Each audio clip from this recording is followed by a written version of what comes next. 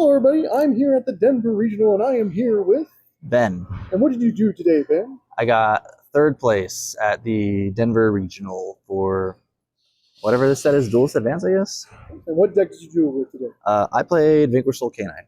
Ooh, any shout-outs before we get into the deck profile? Yeah, shout out to my testing partners, Crowley, Andrew, Rich. Couldn't do it without them. You know, we grind a lot, spend a lot of time playing this game. I'm actually on a hot streak right now. I went undefeated, essentially undefeated, at this last weekend at a prize card tournament for a CR Cup C, a case tournament for Justice Hunters, and I won my OTS Championship 8-0 with this deck list. So, damn, oh my god, you really are on a hot streak. Yeah, so shout out to the gang for giving me all the reps I need, and for Nerds for putting on the regionals here in Denver. All right, let's get to the deck profile. Yeah. Sweet. So I will start out with the main deck. This is all going to be pretty standard because this deck list is pretty optimized, I feel, from the OCG. So I got 3 copies of Rosin, 3 copies of Madlove, 3 Sue, 3 Jiao, 2, 1. So this is, like I said, pretty standard ratios. There's not much to say. You got your 6 normal summons. You got your best card in the deck. Shout out Holy Sue, turn 0. And you got your maxed out ratios of the best ones that you would play in the deck to help facilitate the turn 0 Holy Sue. You play 3 of this because it works well with Joe Cool, and it is both a fire and a Vanquish Soul name, which you are lacking, as you can see here. You play... I've seen lists on anywhere between 1 and 3 of this card. So I guess theoretically this is flex. I'm going to tell you right now, the biggest issue that I've had with this deck since I've been playing it is consistency. So I don't want to play too many of these big names just because they don't help you play the game when you have certain hands. And I did, in fact, lose today because I opened a hand with cards that don't do anything versus Yummy. So that's the monsters for the main deck. For the Vanquish Soul monsters, anyway. Then we have the rest of the Vanquish Soul cards. It's going to be a copy of Start, a copy of Snow Devil, and 3 copies of Stake Your Soul.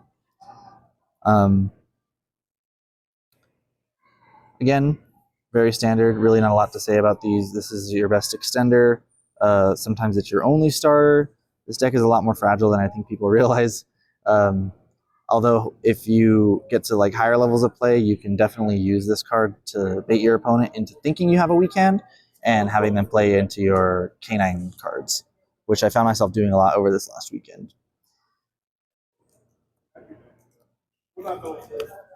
For the canine portion of the deck, we have 3 copies of Izuna, the 1 Lupus to go with her, 3 copies of Jokul, the Lantern, the Force Release, and the Case for Canine.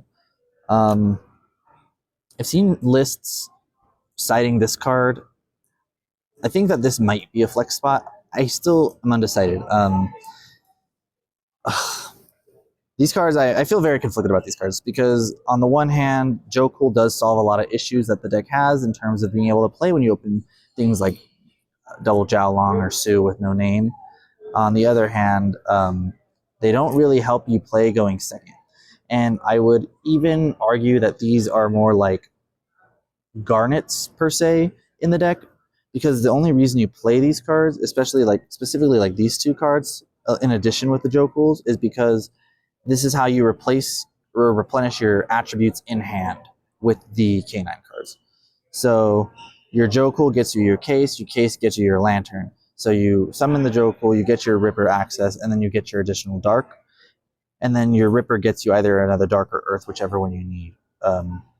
So I don't know. I've seen the theory where people are talking about cutting these cards entirely and just playing the hand trap package. I think that it's valid, but for the time being, I think that the way that this deck is constructed is probably better to play the additional cards here.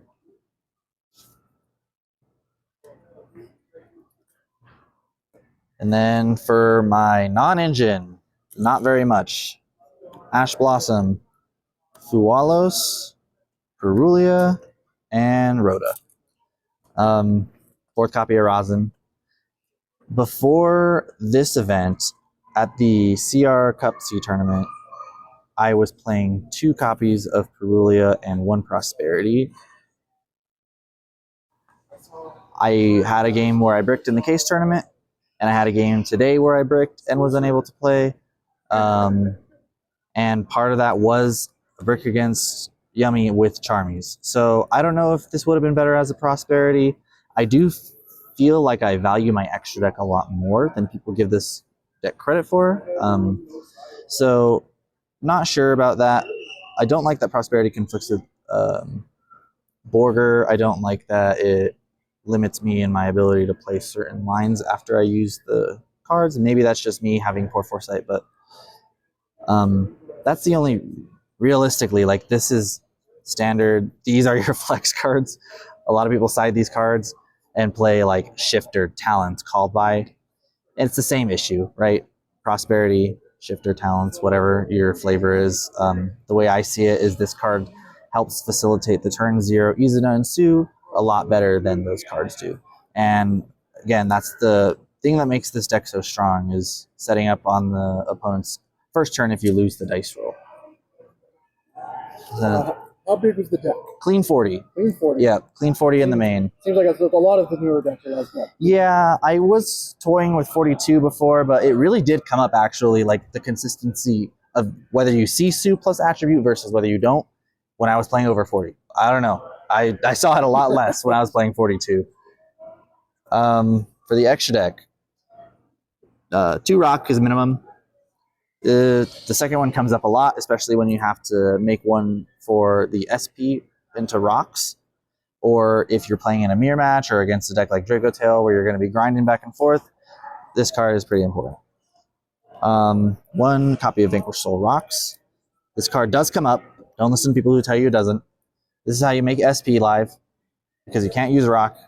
And this is also the card that I seal a lot of games with when I'm playing against really weird matchups like Lunalight, for example. This is how you get over their monsters, because the rock, when it has a fire underneath it, gives your Vanquish Soul monsters 1,000 attack. So that means Caesar is 4K, Border is 35, Sue is even 15. And so, like, the ability to make your monsters huge and attack for big loads of damage is pretty important and relevant, especially on that 3rd turn. For the Canine cards, I played 1 copy of Ripper, 1 copy of Werewolf, and 1 copy of Hound. Not so much today, but over the course of the weekend, I experimented with cutting the Hound for the 2nd Ripper and had this card in and out of the deck a lot. Today, I came to the conclusion that this card is necessary, more so than the 2nd Ripper. Because in matchups like Mitsurugi Raizel, having a pseudo towers on your board that can't be targeted, can't be destroyed by battle or card effect, and it gains 500 attack every single time they use an effect is actually a big deal. And the standby phase effect to banish is also really cool. I've even considered, I've seen, maybe not Vanquish Soul lists, but pure Canine lists playing the other quick play rank up spell, just because you can do that in draw phase and turn any of your Canine bodies or a generic rank 5 into this card, so you can get an additional banish in the standby phase. It came up a lot. I definitely enjoyed having this card and would recommend it if you haven't tried it. For the generic rank 5s, we have the Paradise and the Valon. This card should be banned. I agree. I did not make this card today. Somebody made it against me. I had the nuts, though, so it didn't matter. But this should be banned. There's nothing to say about it. I Paradise people all weekend. I resolved it 4 or 5 times. Every single time I did, I had a rock or a rosin to follow up. It didn't matter. Like, they just lost the game. You don't lose the dice roll either. This is all fake news. This card should still be banned. Valon is probably the best generic rank 5 you could play. The book is pretty good this format. Not great into like Draco Tail, but into Canine Yummy, even into like Vanquish Soul. It's a pretty solid form of interaction, especially if you can book something, link it off for SP, banish something, and then target another set and destroy it. This card is definitely the best generic one to go into like for like a follow-up Izuna disruption. And I often find myself making this turn 0 more than I did the Nash Knight, just because I felt like it was overall just like a better form of interaction. And also because I didn't want to waste the Nash Knight, which, speaking of, I played Masquerade, Nash Knight, C Nash Knight, and the Umbral Horror. Sorry, budget players, but this card's pretty important. Hopefully it gets reprinted. Yeah, hopefully this card gets a reprint soon. I did make this a lot. When you make full board, you put your opponent on playing really weird, because if they don't play around this card, you literally FTK them with a Borger Burn, have the life points, trap card Borger Burn. So, and it did come up. It comes up a lot. It also comes up to out your Case for Canine when you have awkward hands and you want to set your quick play spell and you get disrupted. So, yeah. Fortunately, I think that card is required right now. And for the last tech cards in the extra deck, I played Zeus, Typhon, SP.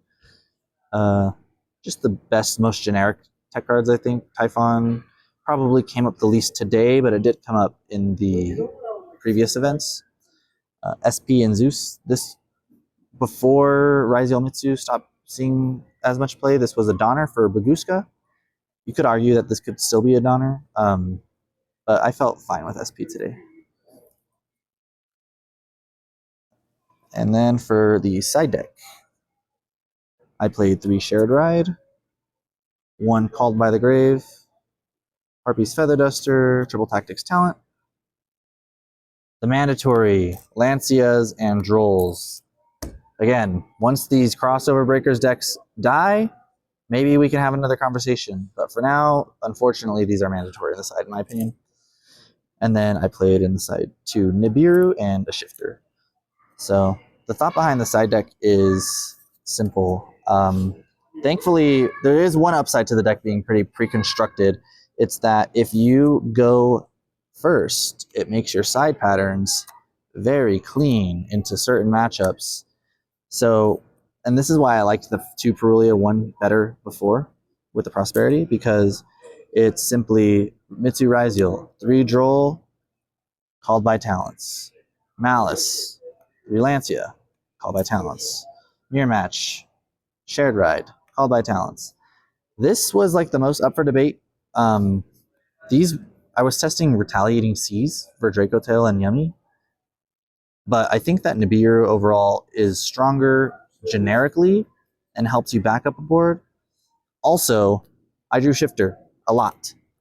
So, Man. yeah, I drew this card a lot today, and every time I had it, I won. So, I mean, maybe I could see some, like, why people play this in the main, but again, I just don't want to play it if Malice and Mitsu are still running around, because this card really isn't that effective versus those decks. And then the 1 Duster, I factor this in weirdly when I go second. You know, whether it's a copy of Mad Love or the Case for Canine if I'm playing into a Detonator, and I would rather see a Shift or a Duster or something, you know. I was a little bit afraid of Stun because we had Stun at this event. Thankfully, I didn't run into it, though. And that is it. All righty. Congratulations on the top, my good sir. Appreciate you. In the next one. Goodbye. Yep. Thank you.